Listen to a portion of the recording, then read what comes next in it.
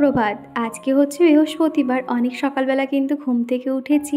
আমি আর মা মিলে কিন্তু টুকটুক করে কাজকর্ম করে নিচ্ছি। আজকে যেহেতু বৃহস্পতিবার, প্রত্যেকটা জায়গা কিন্তু খুব ভালো করে নিট অ্যান্ড ক্লিন রাখতে হবে।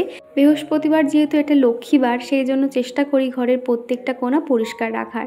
তো সকালে ঘুম থেকে উঠেই কিন্তু বিছানাটা ঝেড়ে নিয়েছিলাম, কিন্তু বালিশগুলো আর গুছিয়ে রাখিনি, ওইভাবে আর কি এলোমেলো হয়ে রয়েছে।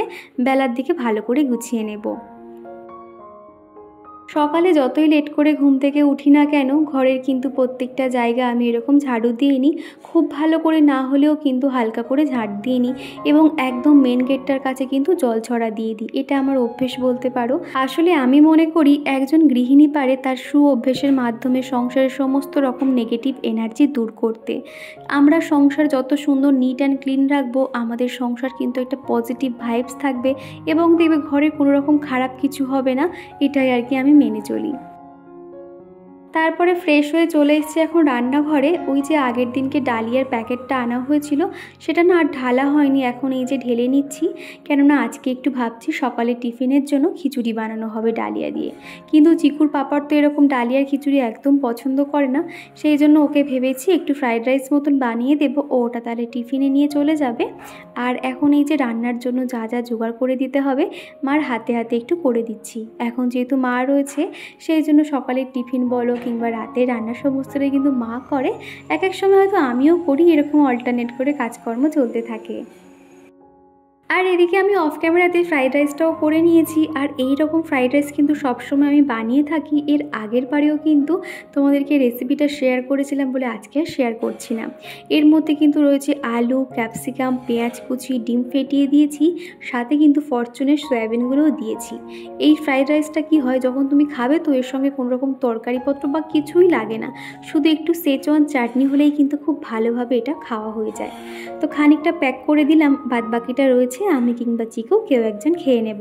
Hello everyone, good morning. কেমন আছো তোমরা সবাই? আশা করছি সবাই খুব ভালো আছো। আমি দীপা, আমার একটা ছোট্ট সংসারে তোমাদেরকে জানাই অনেক স্বাগত, অনেক ভালোবাসা। ভিডিওটা তো অনেকক্ষণ থেকেই শুরু করেছি, আর এখন এই তো চিকুর পাপা অফিস সবেমাত্র বার হলো, আর আজকে তার বায়না হয়েছে তাকে নিয়েও ঘুরতে যেতে হবে। অলরেডি 9টা সাড়ে 9টা বাজতে যায়।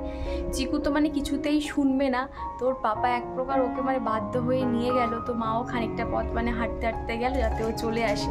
তো এই যে ছেলের বায়না কি আর না শুনে থাকতে পারে? ওর বাবা ওদিকে ঘুরিয়ে নিয়ে চলে এসছে, আর সে কিছুতেই কিন্তু নামবে না।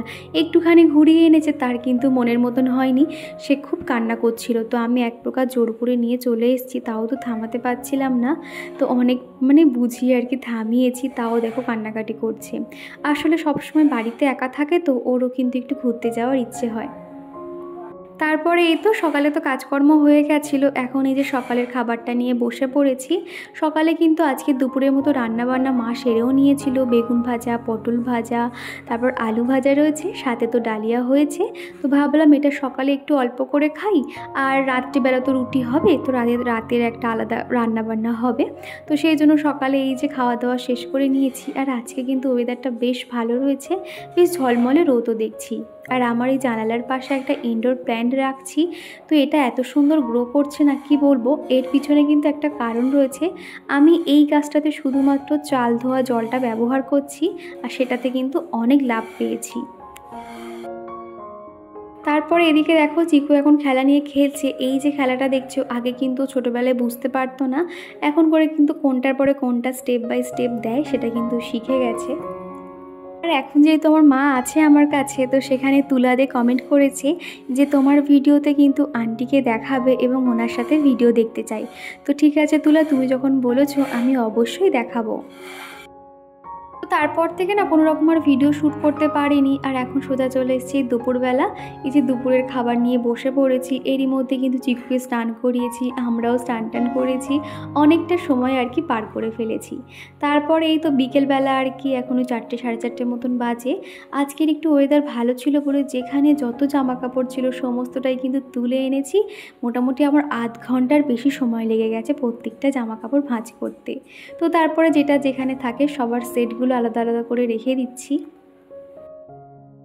আর সোনিয়া আমাকে একটা কমেন্ট করেছো যে আমি মুসলিম, তুমি আমাকে পছন্দ করবে কি না জানি না। তো সোনিয়া, তোমার উদ্দেশ্যে একটা কথা বলি, আমার কাছে না এরকম জাতপাত কোনো ম্যাটার করে না। সত্যি কথা বলতে মুসলিম বলো হিন্দু বলো, আমার কাছে সবই সমান মনে হয়। বিয়ের আগে যখন আমি জব করতাম, আমার যে স্টাফরা ছিল বা যাদের সঙ্গে আমি ওঠা বসা করতাম, খাওয়া দাওয়া করতাম, তারা কিন্তু মুসলিম ছিল এবং আমরা এমনভাবে মিশতাম কেউ কখনো বুঝতে পারতো না যে আমরা হিন্দু মুসলিম। তো যাই হোক, এই জাতপাত কিন্তু আমার কাছে কোনো ম্যাটার করে না।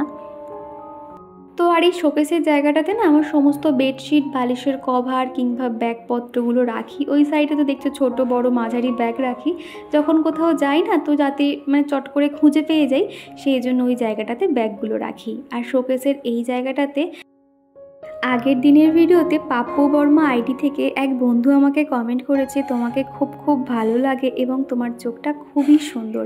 আমার চোখটা কতটা ভালো কিংবা খারাপ বলতে পারবো না, তবে তোমার চোখটা কিন্তু খুব সুন্দর, যার জন্য তোমার ওই চোখ দিয়ে আমাকে এত ভালো লেগেছে। তো তোমাকে জানাতে চাই অসংখ্য ধন্যবাদ। তোমরা অনেকেই বলো যে তোমার ভিডিও আমার খুব ভালো লাগে, তুমি একা হাতে ছোট বাচ্চা নিয়ে কি করে কাজ করো। আসলে কি জানো তো, যখনকার কাজ তখনই সেটা আমাদের কমপ্লিট করে নিতে হবে, তাহলেই কিন্তু আমরা আমাদের কাজগুলো ঠিক সঠিকভাবে করতে পারবো। আমার ক্ষেত্রে কি হয়, আমি যদি একটু গাফিলতি করি পরের দিন আমার জন্য অনেক বড় কাজ অপেক্ষা করে। সেই জন্য যত কষ্ট হোক না কেন, যেদিনকার কাজ আমি সেদিনই করে নেওয়ার চেষ্টা করি।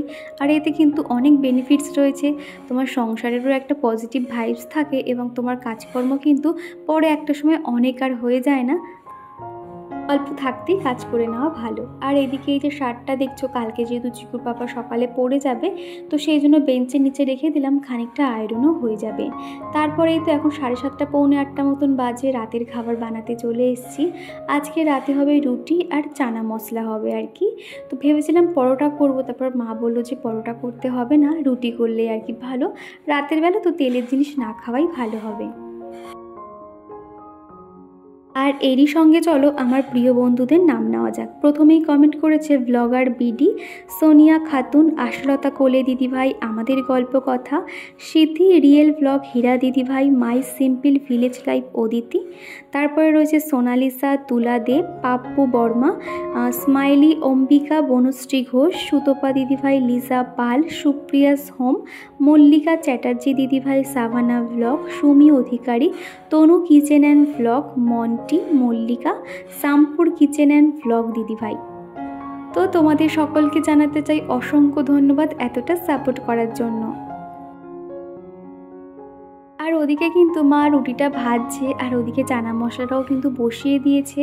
কি হয়, হাতে হাতে কাজ করে দিলে না একার পক্ষে তো অতটা কষ্ট হয় না, আর কাজগুলো কিন্তু অনেক তাড়াতাড়ি হয়ে যায়। আর দেখতে দেখতে 2-3 দিন পরেই আর কি মা চলে যাবে, ভাবলেই মনটা খারাপ লাগে যে তখন আমি একা হাতে আবার সমস্ত কাজ আমাকে সামলাতে হবে। এতদিন যেহেতু একটু অভ্যেস হয়ে গেছে, মার সঙ্গে গল্প করছি, একটু রেস্ট নিচ্ছি, একটু বেশি ফোন ঘাটাও হয়ে যাচ্ছে, আবার তখনই এত তাড়াহুড়ো এত হুটোহুটির মধ্যে দিয়ে সমস্ত কিছুই আমাকে সামলাতে হবে। আটাটা যেহেতু মা মেখেছে, প্রত্যেকটা রুটি কিন্তু খুব ভালো ফুলেছিল, কিন্তু আমি যেহেতু কয়েকটা বেলেছিলাম, মাঝখানেরগুলো না একটু মোটা হয়ে যাওয়াতে তো কয়েকটা দেখলাম মাঝখানের দিকগুলো আর ফোলেনি। তো এদিকে মা কিন্তু চানা মশলাটা বানিয়ে নিয়েছে, তো উপর থেকে নামানোর আগে আর কি একটু গরম মশলা আর ঘি ছড়িয়ে দিয়েছিল, খেতে কিন্তু দুর্দান্ত হয়েছিল। তো 9টার মধ্যে কিন্তু খাবার দাবার পুরো রেডি হয়ে গেছিলো। আর মা যেহেতু এতক্ষণ দাঁড়িয়ে দাঁড়িয়ে রান্না করছিল, সেই জন্য বললাম তুমি পাখার নিচে গিয়ে একটু বসো। আর মায়ের যেহেতু একটু কোমরে সমস্যা আছে, বেশিক্ষণ দাঁড়ালে কোমরটা ব্যথা করে, তো মাকে বললাম বসতে, আর আমি এদিকে রান্নাঘরের কাজকর্মগুলো একটু সেরে নিচ্ছি। কয়েকটা জল ভরারও আছে, বোতলগুলো ভরে নিয়েছি, আর এদিকে জানালাগুলো বন্ধ করে দিলাম আর পর্দাটাও ঠিক করে দিচ্ছি। আর আগের দিনের ভিডিওতে মন্টি জানতে চেয়েছিলে তোমরা সবাই কেমন আছো। আমরা সবাই খুব ভালো আছি গো।